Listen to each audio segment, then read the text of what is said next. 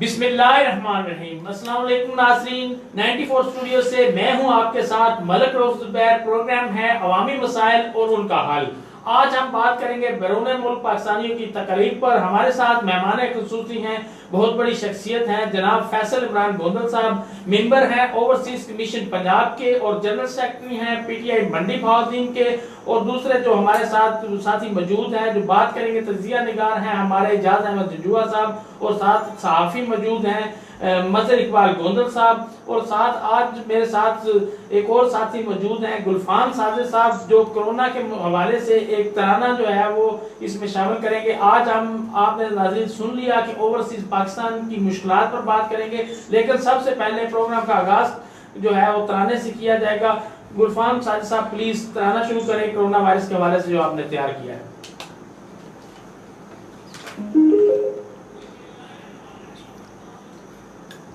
हर तरफ शोर है कोरोना का, मेरे अल्लाह में पनाह दे दो। हर तरफ शोर है कोरोना का,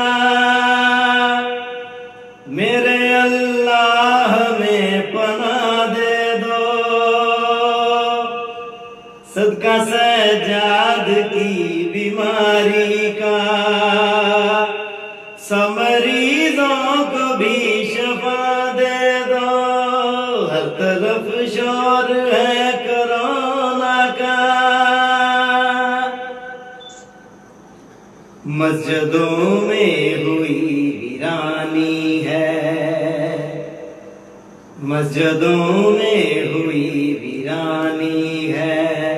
हुआ बंद है तवाफ काबे का, मस्जिदों में हुई वीरानी है। हुआ बंद है तवाफ काबे का, अपनी रहमत से उठा दो पर्दा, फिर से आंगन भरा हो काबे का, फिर से आंगन भरा हो काबे का।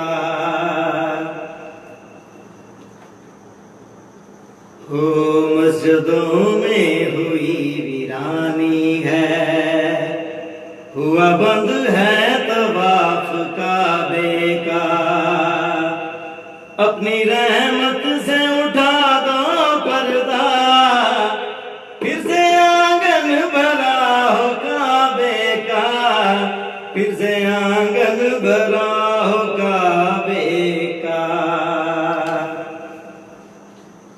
है दुआ काज़मी मुहिबों की, जड़ से मिट जाएगी ये बीमारी। है दुआ काज़मी मुहिबों की, जड़ से मिट जाएगी ये बीमारी।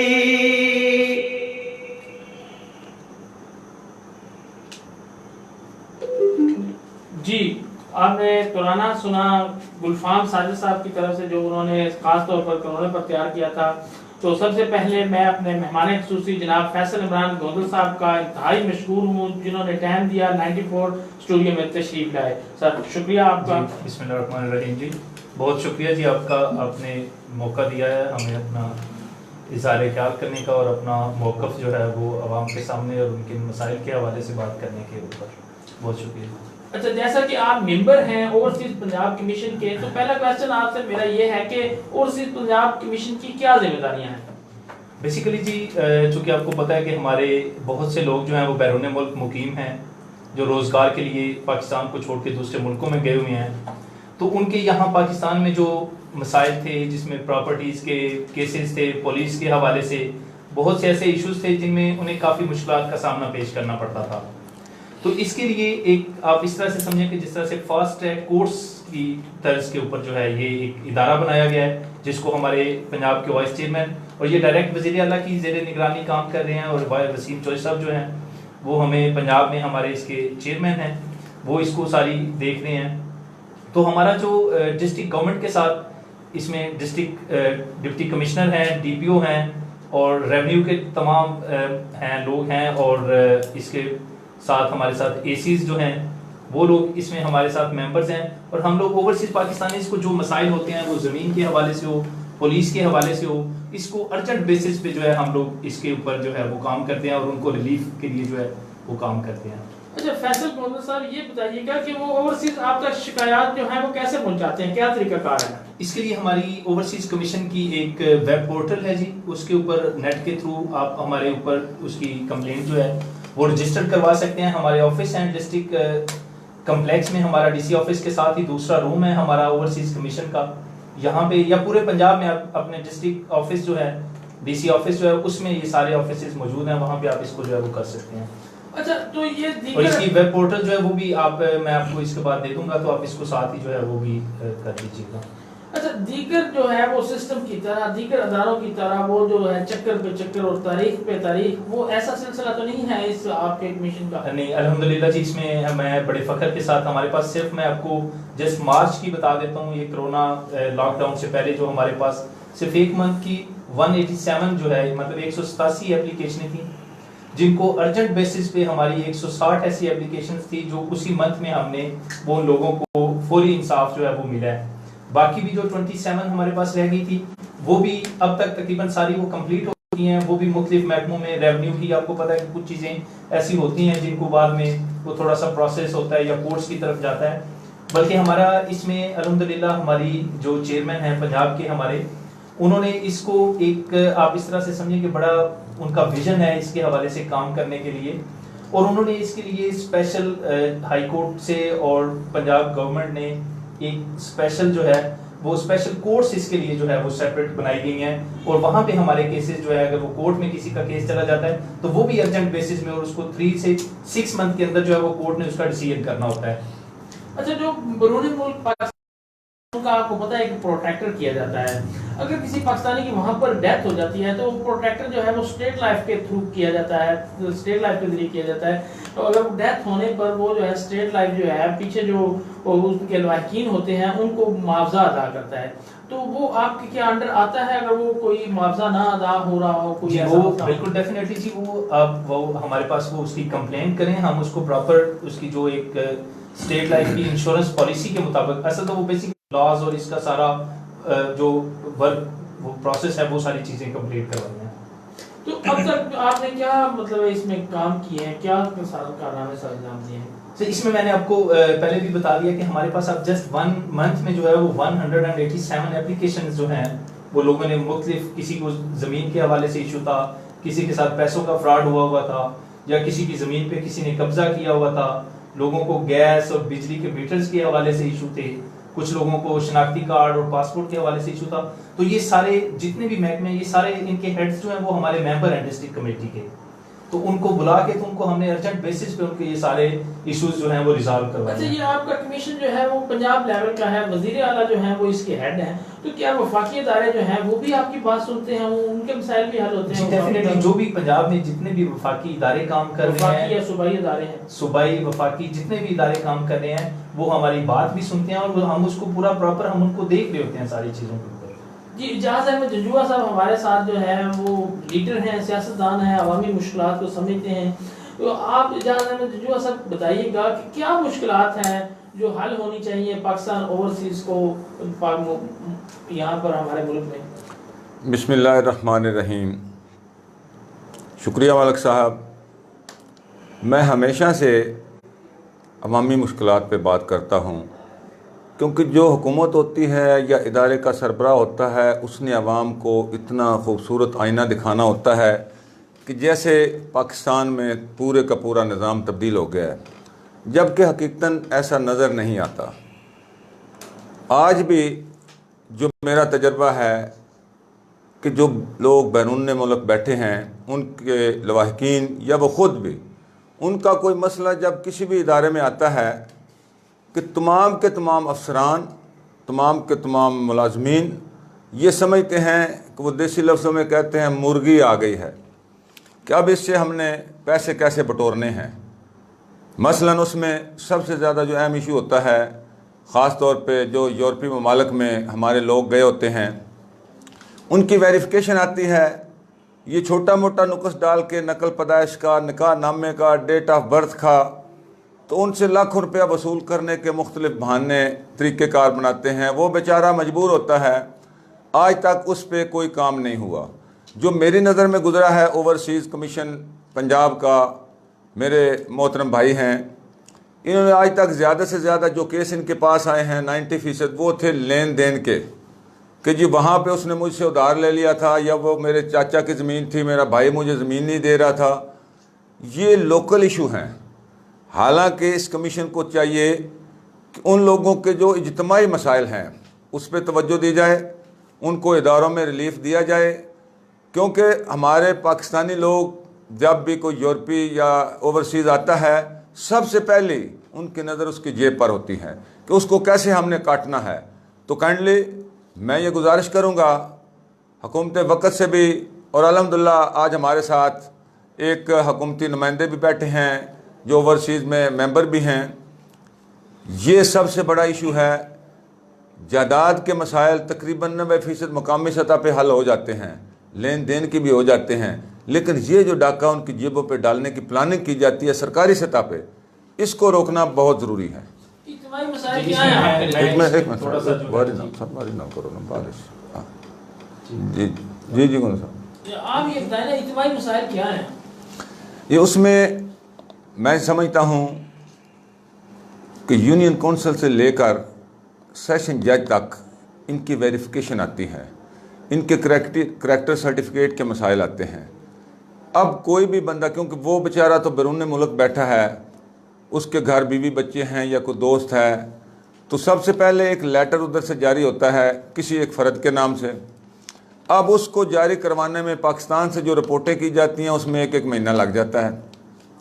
इसके बाद उसके बच्चों की नकल पैदाइश, डेट ऑफ बर्थ, उसका निकाह नामा। अब क्या हुआ, हमारे जो मकामी मसाइल में सबसे बड़ा मसला है कि जो निकाह रजिस्ट्रार होते थे या हमारे चौकीदार होते थे जो बच्चों का अंदराज यूनियन काउंसिलों में कराते थे, वो उनसे फ़ीस तो ले लेते थे, क्योंकि उस वक्त 10, 20, 50, 100 रुपया फ़ीस होती थी, वो ले लेते थे, लेकिन मुतलका इदारों में उनके नाम का अंदराज नहीं करवाते थे, निकाह रजिस्टर्ड नहीं करवाते थे। ये बुनियादी एक मसला है ओवरसीज़ के लिए सबसे अहम। इसके बाद जो एजेंट माफिया है, वो सबसे ज़्यादा जो लोग बाहर जाना चाहते हैं या वहाँ से आते हैं उनको तंग करता है। फिर एयरपोर्ट से ये डाका शुरू होता है कि एक बंदा बैरून मुल्क से पाकिस्तान आता है तो उसको एयरपोर्ट से वो क्या कहते हैं उससे पैसे लेने शुरू होते हैं, और जब तक वो पाकिस्तान में रहता है हर जगह पे जाके पैसों के बगैर उसका कोई काम नहीं होता। जी मदर इकबाल गोंदा साहब, आप जो है बैरून मुल्क भी रह चुके हैं, काफ़ी आपका तजर्बा है, क्या समझते हैं पाकिस्तान में जो बैरून मुल्क लोग हैं उनकी क्या मुश्किलात हैं?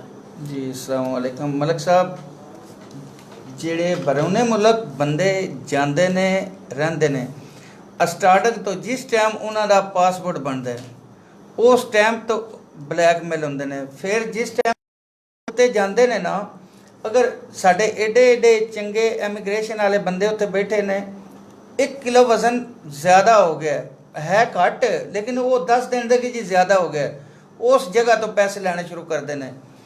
फिर जिस टाइम उत्थे किसी भी मुल्क, पहले यूरोप नो ले लो या अरब नो ले लो, अरब दे अंदर इन हो जाने दे बंदे उस जगह उत्ते ज्यों ही पहुँचण दे, उत्थे पासपोर्ट अप्लाई करन दे, पासपोर्ट पाकिस्तानी अंबैसडर उत्ते बैठे है, वो बिल्कुल भी पाकिस्तानी जिहड़ा बंदा होवेगा ना उन इंज वेखेदा कि पता नहीं ये कौन हो गया, हालांकि उस दी तनख्वाह कमाई दे नाल वो तनख्वाह लै रहे हैं।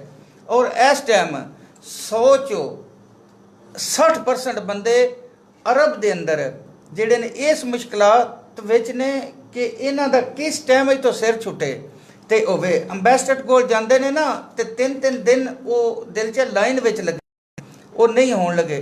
बाकी जिहड़ी यूरोप की गल की है ना, ये जंजूआ साहब ने जिस टाइम इनक्वायरी आंदी है किसी तरीके वाहे नाल गए होंदे ने ना, यूनियन काउंसिल का सैकटरी लैके ब्लैकमेल करन तो उत्ते जितने बंदे इस इनक्वायरी सब तो पहले इत्थे नहीं आंदी, लाहौर, गुजरांवाला, फिर मंडी, फिर अगों तो फिर जिहड़ा एक आम सिपाही है जिस टाइम किसी के घर जावेगा ना, नहीं जी ए क्वाइफ तेरे नहीं ठीक, ਉਸ ਜਗ੍ਹਾ ਤੋਂ ਲੈ ਕੇ ਉੱਥੇ ਤੱਕ ਉਹ ਬਲੈਕਮੇਲ ਕਰੇਦਾ। ਸਭ ਤੋਂ ਪਹਿਲੇ ਪਾਕਿਸਤਾਨੀ ਨੇ ਨਾ ਅੰਬੈਸਡਰ ਜਿਹੜੇ ਦੂਜੇ ਮੁਲਕਾਂ 'ਚ ਬੈਠੇ ਨੇ, ਉਹਨਾਂ ਨੂੰ ਕਿਉਂ ਨਹੀਂ ਹਦਾਇਤ ਕੀਤੀ ਜਾਂਦੀ ਕਿ ਜਿਹੜਾ ਮੁਸ਼ਕਲ ਇਹਨਾਂ ਨੇ ਇਸ ਮੁਸ਼ਕਲ ਨੂੰ ਹੱਲ ਕਰਨ। ਇਸ ਬਾਰੇ 'ਚ ਹਜੇ ਤੱਕ ਨਹੀਂ ਇਹ ਕੋਈ ਵੀ ਅਮਲ ਹੋਇਆ।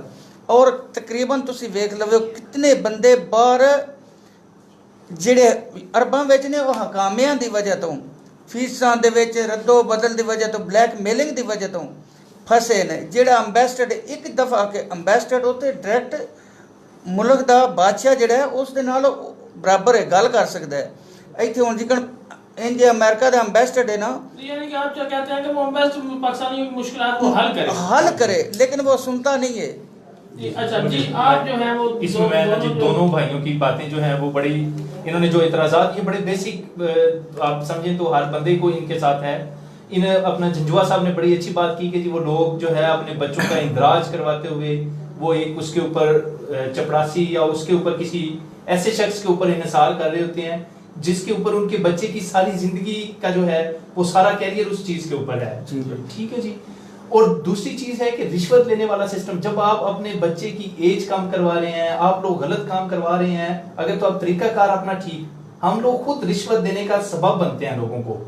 हम लोगों को एक रास्ता दिखाते हैं कि ये हमारा गलत काम है, आप इसको कर दें, ये कर दें। ये इज्तमाई मसाइल नहीं है, ये किसी बंदे का इनफरादी मसला हो सकता है कि उस बंदे ने अपना गलत बर्थ सर्टिफिकेट बनवा लिया, या उसकी नाअहली आप समझ लें या कम इल्मी समझ लें कि उन्होंने उस चीज को, अब आप देखें कि गवर्नमेंट की तरफ से प्रॉपर एक वो प्रोग्राम्स चलते हैं, आगाही प्रोग्राम के अपने बच्चों का इंदराज करवाएं, 2 महीने के अंदर आपका वो फ्री हो जाएगा। 2 महीने के बाद अगर आप इंदराज करवाते हैं तो आपको इस तरीकाकार से फिर आपको कोर्ट से परमिशन लेनी पड़ती है। तो ये सारी चीजें चूंकि अब मेरा बेटा है या मेरी बेटी है तो मुझे ये मेरा फर्ज है कि मैं वो खुद जाके उसका नाम, उसकी तारीख पैदाइश वो वहां पे दुरुस्त इंदराज करवाऊं। एक चीज होगी जी। दूसरी चीज होगी एयरपोर्ट्स के ऊपर जो इशू आता है, हमारे भाई ने कहा जी वहां से इंक्वायरीज आ रही हैं, सॉरी एयरपोर्ट मैंने कहा है, बैरून मुल्क सफारत खाने हैं वहां पे। अब हमारे कितने लोग हैं जो गैर कानूनी रास्ते से यूरोप या उसकी तरफ जा रहे हैं। आप देखें तो यहाँ पे मेरा ख्याल में पंजाब से सबसे ज्यादा रेशो जो है वो हमारे ही डिस्ट्रिक्ट की होगी। तो उन लोगों के पास कोई ऐसी दस्तावेज नहीं है कि वो खुद को प्रूफ करवा सके कि मैं फैसल इमरान हूँ या ये इजाज अहमद हैं या आप मलक रऊफ हैं। तो उन चीजों के लिए जब आप अपने मुल्क के या अब उनको तो नहीं पता ना, हमारे माथे के ऊपर लिखा हुआ है कि जी हम पाकिस्तानी हैं, मैं फलां बंदा हूँ, फलां जगह पे हूँ। उसका एक तरीका कार है, आपकी इंक्वायरी आती है, आप वहां पे अप्लाई करते हैं अपना कार्ड या अपना पासपोर्ट, तो उसको लेके तो एक पूरा प्रॉपर चैनल के थ्रू वो सारी चीजें जो हैं वो होती हैं। अब आप ये सारी चीजें तो बड़ी कॉमन सी हैं, और इसमें मेरा नहीं ख्याल कि सिवाय उन लोगों को जिन लोगों ने उसमें गलत काम करवाना हो, या जिन लोगों की कोई डॉक्यूमेंटेशन फेक हो, या जिन लोगों ने कोई 2 नंबरी करवाई हो, किसी बंदे से कोई भी महकमा रिश्वत तलब कर रहा हो, या किसी जगह पे उनको कोई इस तरह का मसला पेश आ रहा हो, और अगर किसी को पेश आ रहा है आपके नॉलेज में है आप हमें बताएं।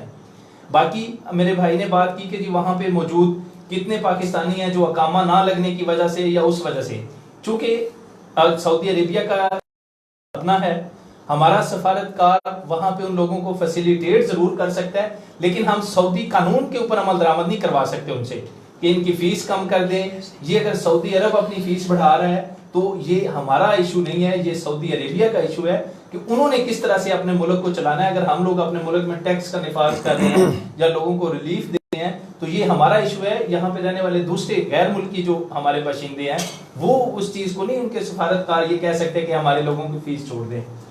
जी एक सवाल सर मैं कर लूँ। अच्छा तुसें कीता कि उत्थे ये नहीं कर सकते, ਜਿਹੜੀਆਂ ਕੰਪਨੀਆਂ ਅਰਬ ਦੇ ਅੰਦਰ ਤਨਖਾਹ ਨਹੀਂ ਦੇ ਰਹੀ, ਸਾਡੇ ਪਾਕਿਸਤਾਨੀਆਂ ਬੰਦਿਆਂ ਉਹਨਾਂ ਤੇ ਕੇਸ ਕੀਤੇ ਨੇ, ਠੀਕ ਹੈ। ਉੱਥੇ ਅਗਰ ਅੰਬੈਸਡਰ ਜਾਂ ਹਕੂਮਤੀ ਨੁਮਾਇੰਦਾ ਉਹਨਾਂ ਨੇ ਇੱਕ ਦਫਾ ਕਵੇ कि इस केस का फैसला क्यों नहीं किया जाता, ਉਹਦੇ ਵਿੱਚ 50%। आपकी मदर साहब बात को दोबारा मैं इससे बिल्कुल डिसएग्री करता हूँ कि वहाँ पे सफारत खाना उन लोगों को फैसिलिटेट कर सकता है, उनको तरीकाकार बता सकता है कि आप ये फॉर्म इस मुल्क के हैं, इस मुल्क में ये कानून है, इसको आप लोग फॉलो करें। वो उन लोगों की कोर्ट्स के ऊपर असरअंदाज नहीं हो सकता किसी भी मुल्क की कि ये मेरे लोग हैं और आप इसको फौरन इनके खिलाफ फैसला करें। रहनुमाई तो दे सकते हैं, की बात कर रहा हूं ना जी, मैं आपको रहनुमाई दें। या हर फैसले में जो है वो सरकारी वकील नहीं होने चाहिए जो उनकी जो है। मैं इस तरफ आता हूं सर, मैं अर्ज करता हूं, गुजारिश ये है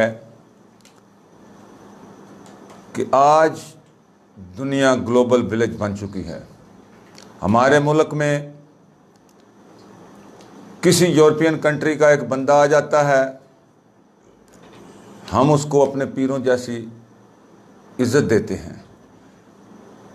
उनके एम्बेसडर, उनके कौंसल, उनके मुलाजमीन वो पाकिस्तान के किसी डिस्ट्रिक्ट, किसी कोने में चले जाते हैं, खा वो इनलीगल हैं या लीगल हैं, उनको वो पूरा प्रोटेक्ट करते हैं और हुकूमत से वो मुतालबात मनवाते हैं अपने अपने। यहाँ पे पाकिस्तान में कई वाक़यात हैं जनाब गोंदल साहब कि गैर कानूनी तौर पे मुकीम पाकिस्तानी यूरोपियन या अमेरिकन पकड़े गए, बाइज्जत तौर पे उनको तमाम के तमाम हकूक़ अमेरिका के या लंदन के या दूसरे ममालिक के उनको दिए गए। क्या पाकिस्तानी इतने मारूम लोग हैं कि आप पाकिस्तानियों को उधर के कानून की सिर्फ तशरीह कर सकते हैं? सफारत खाने इसलिए कायम होते हैं कि वहाँ पे अगर कोई बंदा जाए उसकी पूरी कानूनी मुआवनत की जाए। मेरे तजर्बात में ये बात आई है कि वहाँ पे एम्बेसडर बिल्कुल मुलाकात पाकिस्तानियों से नहीं करते। इसके अलावा जो मुश्किलात बैरून ममालिक पाकिस्तानियों को हैं कि एक तो वो ममालिक इनको तीसरे दर्जे का शहरी समझते हैं, इसके अलावा ऊपर से अजाब ये है कि हमारे पाकिस्तानी सफारत खाने भी उनको चौथे दर्जे पे ख़ुद ले जाते हैं कि तुमने ये गैर कानूनी हरकत की है। अब 99% लोग पाकिस्तान से जो भी गए हैं वो गैर कानूनी तौर पे गए हैं या अपना गजीन बन के गए हैं। तो क्या हम उनके वाली वारिस नहीं हैं? क्या हमने उनके काम नहीं करने? गुजारिश ये है हुकूमत पाकिस्तान को ये चाहिए कि उनको पाकिस्तानी शहरियों के हकूक़ वहाँ पे दिलवाए जाएँ, क्योंकि पाकिस्तान ना तो कमज़ोर है, ना इमरान ख़ान की ना PTI की हुकूमत कमज़ोर है। अब जो लोग एम्बेसी में आते हैं उनसे अगर रिश्वत तलब की जाती है, उनको सिर्फ रास्ता वो बता दिया जाता है जिस पे चलने, जो जब वो चलता है तो वह पाकिस्तान पहुंच जाता है। ये रास्ते सर उन्होंने पहले पढ़े होते हैं।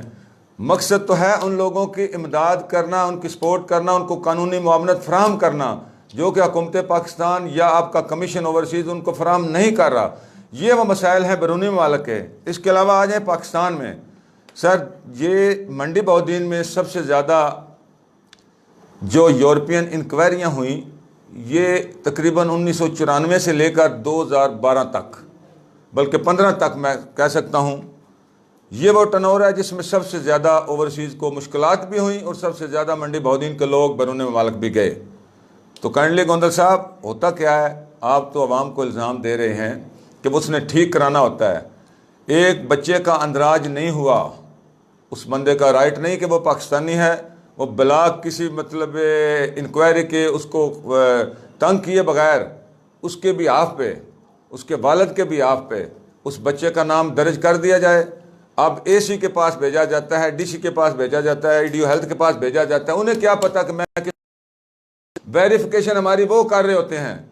सर काइंडली गुजारिश ये है, इसमें अल्हम्दुलिल्लाह मैं समझता हूँ कि मैंने अपने दौरे निज़ामत में ये सहूलत ज़िला मंडी बौद्दीन में एक ही मेरी काउंसिल थी जिसमें हुक्म नाज़म अंदराज होता था।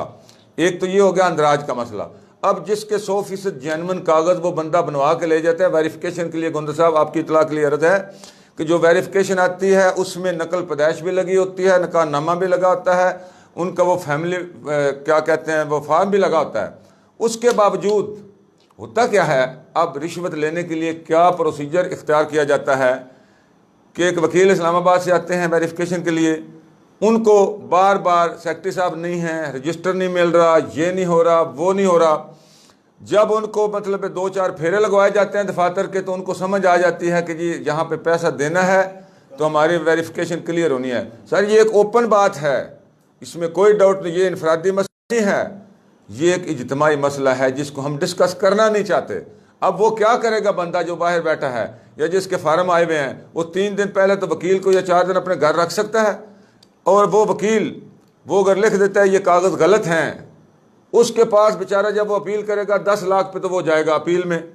अब वो क्या करता है कि जी इन लोगों को 1 लाख रुपया दे दो, 2 लाख रुपया दे दो, या खुदा के लिए किसी तरीके से सिफारिश करवा के जी रेट निकाल रहे हैं। मैं जंजवा साहब आपकी ये सारी चीज़ें जो हैं ये बिल्कुल मैं इसके साथ एग्री नहीं करता। इस वजह से नहीं करता कि ये सारे वो मसाइल हैं जो आप किसी एक शख्स के बता सकते हैं, किसी एक ऐसे बंदे के बता सकते हैं जिसके साथ कुछ इस तरह का मिसहैप हुआ हो या कोई भी हो।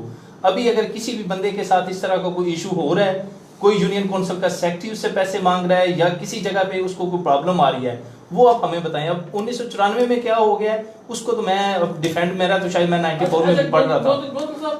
फैसल साहब लुब्बे लबाब उनका ये है कि जो कागजात पाकिस्तान में बनवाने के लिए उनको मुश्किलात पेश आती हैं उनको दूर किया जाए। और दूसरा मेरा वो क्वेश्चन था कि जो बैरून मुमालिक वहाँ पर एम्बेसियाँ हैं वो जो है वो अपने सरकारी वकील फराम करें, कानूनी जो है वो मामलत फराम करें ताकि उनको जो है वहाँ पर अगर वो कैद हैं या कागजात बनवाने में जो मुश्किलात हैं वो दूर हों।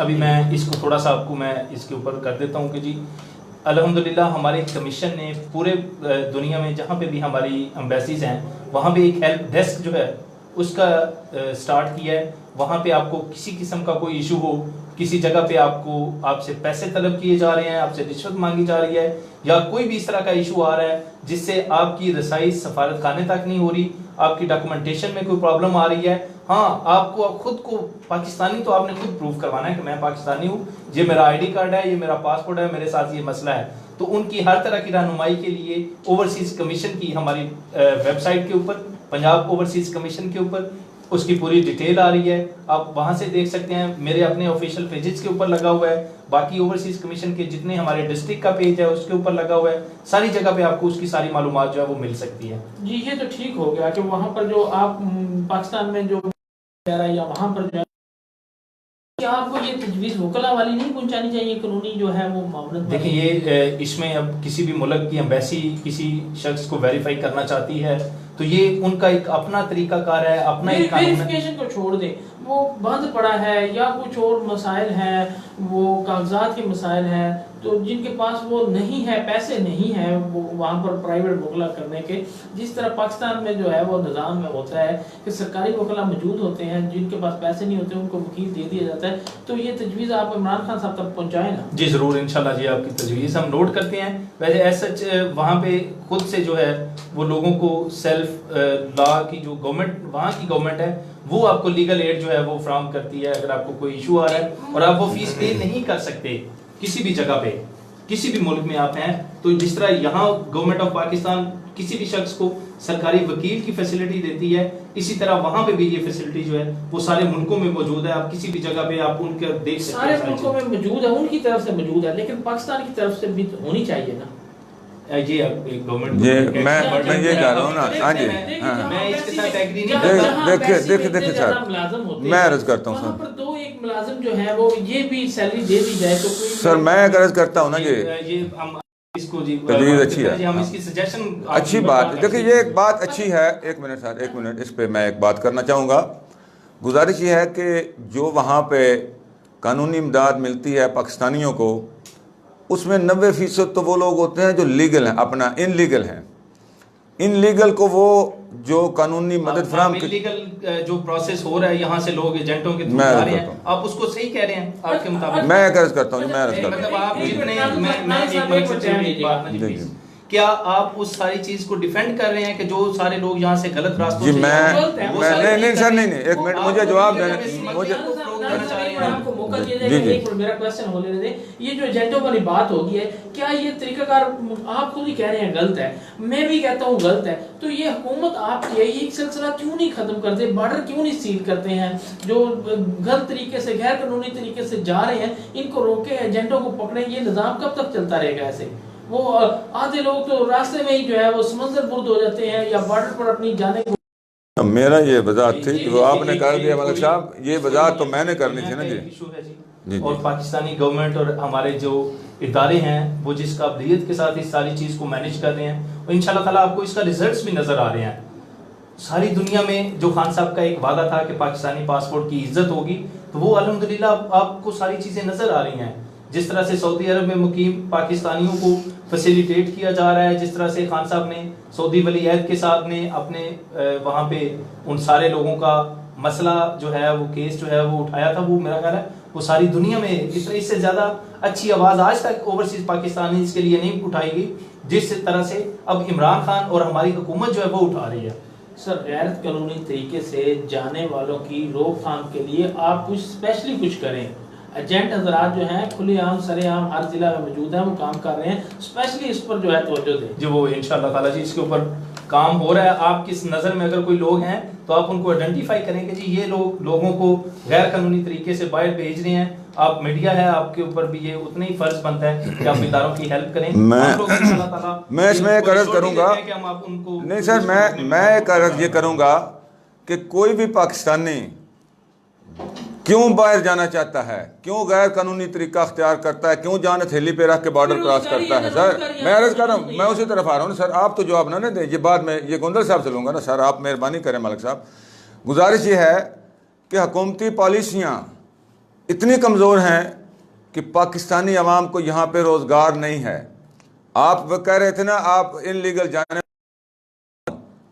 तो काइंडली जनाब गुजारिश ये है कि ये सिर्फ पाकिस्तान का मसला नहीं है, तमाम गरीब ममालक, हालांकि कभी हम अमीर ममालक में शामिल थे, अफ़गानिस्तान के लोग पाकिस्तान में आ रहे हैं, क्या हुकूमत पाकिस्तान उनको फैसिलिटेट नहीं कर रही है? ईरान से अगर कोई आता है उसको भी फैसिलिटेट किया जाता है, किसी सऊदी अरब से या किसी और बैरून ममालक से आते हैं उनको फैसिलिटेट किया जाता है। गुजारिश ये है कि पाकिस्तानी अगर जाते हैं, चलो जाने को अब रोकना आपका काम है, मेरा नहीं है। अब जो पाकिस्तानी उधर चले गए हैं वो बेचारे कसम पर की ज़िंदगी बसर कर रहे हैं, उनको कानूनी मुआवनत नहीं मिल रही।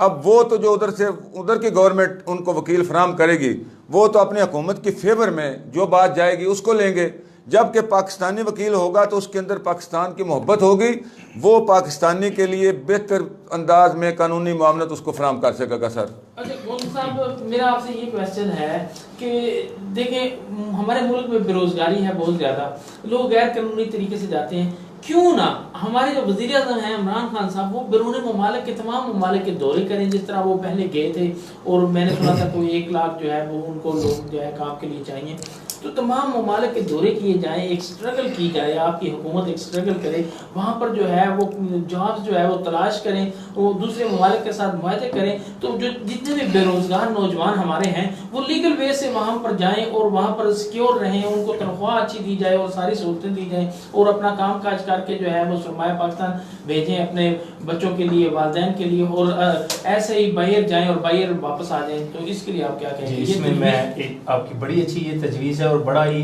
ये आपने बड़ा एक वैलिड क्वेश्चन जो है वो किया है कि ऐसे तरीके बनाए जाएं जिसमें अभी आपके अगर नज़र में हो तो जापान और कोरिया के साथ गवर्नमेंट के एग्रीमेंट्स हुए हैं, जिसमें टेक्निकल लोगों के लिए जो है वो तकरीबन 50,000 से ज़्यादा लोग जो हैं उनको लेबर और वो टेक्निकल स्टाफ जो है उसके वीज़ों के हवाले से वो प्रोसेस है। लेकिन अब वो अल्लाह की तरफ से एक ऐसी वबा पूरी दुनिया में फैल गई है।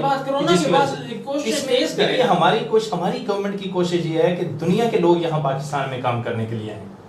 हम लोग अब भी जो बेरोजगारी और ये सारी चीज़ें आप बता रहे हैं, ये डेफिनेटली एक हमारा क्राइसिस है। हम पिछली हुकूमतों को अब अगर इल्ज़ाम देने बैठ जाएंगे या दूसरे लोगों की वो हम करना शुरू कर देंगे, हमारी गवर्नमेंट अब इंशाल्लाह ताला आप इसके रिजल्ट्स जो हैं वो आप देखना शुरू करेंगे। अभी जो जैसे ये इंडस्ट्री इन्होंने स्टार्ट कर दी है दोबारा से कि आप ये कंस्ट्रक्शन की कंपनीज और ये सारी चीज़ें ये खोलना स्टार्ट की हैं, तो इस तरह से इतने ज़्यादा मौके अब लोगों को मिलेंगे कि इंशाल्लाह ताला एक वो टाइम आएगा आहिस्ता आहिस्ता।